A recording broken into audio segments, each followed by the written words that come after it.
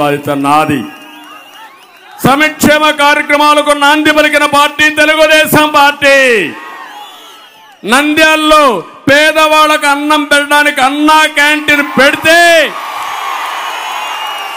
ఉందా తమ్ముళ్ళు? ఈరోజు వీళ్ళు మనుషుల పశువుల జంతువుల రాక్షసుల? 5 రూపాయలకు పెట్టాను. 3 పూట్ల భోంచేస్తే 15 రూపాయలకు అయిపోతుంది. అంతేకాదు పేదవాడి పింఛను 200 రూపాయల నుంచి ఎంత చేశాను? 2000 చేశానా లేదా? 10 రెట్లు పెంచానా లేదా? 2000 రూపాయల్లో 500 రూపాయలు ఖర్చు పెడితే అన్నా క్యాంటీన్లో భోంచేస్తే 15,000 మిగులుతుంది. ఒక 500 రూపాయలు మెడిసిన్స్ కొనుక్కున్నా 1000 రూపాయలు మిగులుతుంది. అది నా పరిపాలన, అది నా దూరదృష్టి, అది సమర్థత.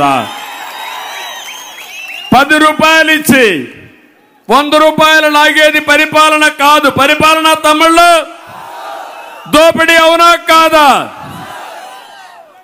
అలాంటి ఎన్నో కార్యక్రమాలు. ఎవరన్నా చనిపోతే నేను ఆ రోజు మీరు చూస్తే చంద్రన్న బీమా కింద 5 లక్షల రూపాయలు పంపించా. మట్టి ఖర్చులకి 30,000 పంపించా.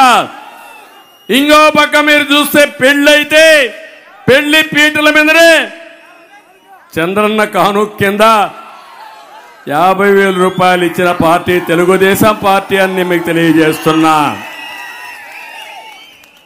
రంజాన్ తోఫా, సంక్రాంతి కానుక, క్రిస్మస్ గిఫ్ట్, ప్రతి ఒక్క కార్యక్రమంలో మీ మంచి చెడుల్లో భాగస్వామైన పార్టీ తెలుగుదేశం పార్టీ. ఇప్పుడు అందుకే నేను చెప్తున్నా, ఈరోజు రాష్ట్రంలో 10 లక్షల కోట్ల రూపాయల అప్పు ఉంది. ఈ అప్పుకు సంవత్సరానికి 1,00,000 కోట్ల రూపాయలు వడ్డీ కట్టాల. అది కడుతూ మీకు అభివృద్ధి చేయాలి. నేను గుర్తుపెట్టుకోండి. ఇప్పుడు ఈ చిన్నపిల్లలు ఉన్నారు, వాళ్ళు కూడా ట్యాక్సుల ద్వారా అప్పులు తీర్చాలి రేపు.